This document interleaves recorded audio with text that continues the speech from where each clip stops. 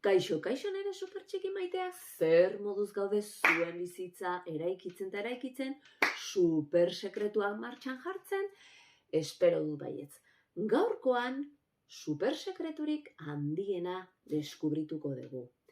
Agian badakizute, baino supersekretu hau gabe ezingo dugu nahi dugun bizitza sortu eta zoriontsuak sentitu.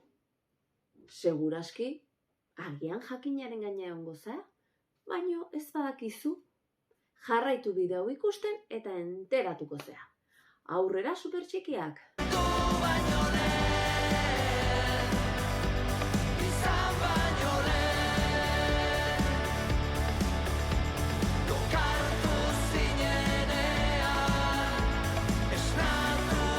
Ez ahaztu, trilogia berronetan topatuko dituzuel sekretu guztiak eta eskura dituzue nahi baduzue oraintxe bertan. Gaurkoan 3. liburuan zentratuko gara. Supersekretu nagusian. 3. liburuko 25. atalean gakoa agertzen da. Supersekretua deskubritzen dute gure 5 supertxikiek. Goazen ikustea zerk mantentzen gaituen energia altuakin eta sistema immunologikoa altua. Osasun ona izateko hori da gakoa, bizitza on bat sortzeko lehenik, ezta? Goazen gogoraraztea ze elementu behar ditugun bizitza osasuntsu bat eraikitzeko. Gogoratu alde batetik, ura bai edateko eta dutxatzeko, garbi mantentzeko, eta zer esanik ez, itsasoan bainatzen bazea. Are garbiago egongo zea. Bigarrena, esaten genuen bezala, eguzkia pixkat hartu.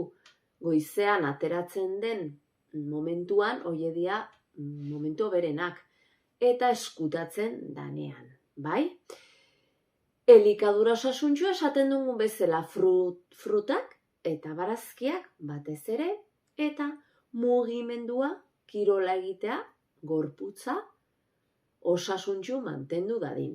Eta noski, beste supersekretua zan ere, on egiten gaituen pertsonen gandik inguratzea. Eta noski, baztertzea, toksikoa direnak. Gure supertxikiak atal honetan konturatu egiten dira ze mekanismo dagoen hor, ongi sentitu edo gaizki sentitzearen alde horretan. Maia dala, Maia gaizki sentitzen da oporra bukatzen direlako. Baino, Luarrekor zerbait esaten du Maiari aurpegia aldatzen zaiola. Luarrek esaten du, gogoratu zure laguntxo onak ere eskolan ikusiko dituzula, ordun, Maia horretan zentratzen danean, irriparre bat ateratzen zaio. Pentsamendua aldatzen du eta gauza polito horretan zentratzen da lagunon hoietan. Beraz zein dagakoa eta supersekretua jada jakingo duzue. Pentsamendua. Beraz, bizitza nola bizitzen dugun, nola interpretatzen dugun, hori da zoriontasunaren gakoa. Irten bidetan zentratzen gean arazoen partez. Beraz, bizitza erraztuko diguna pentsamendua da.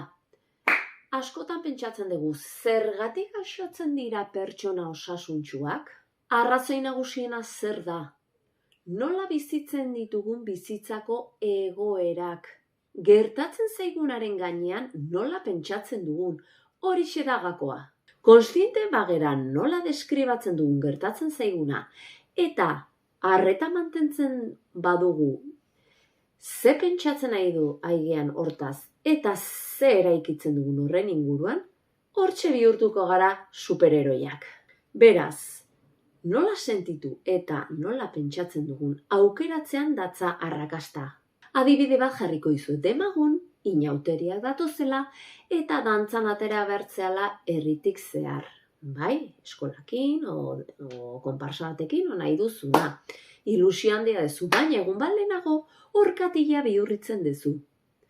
Nola aukeratuko zenuke bizitzea? A.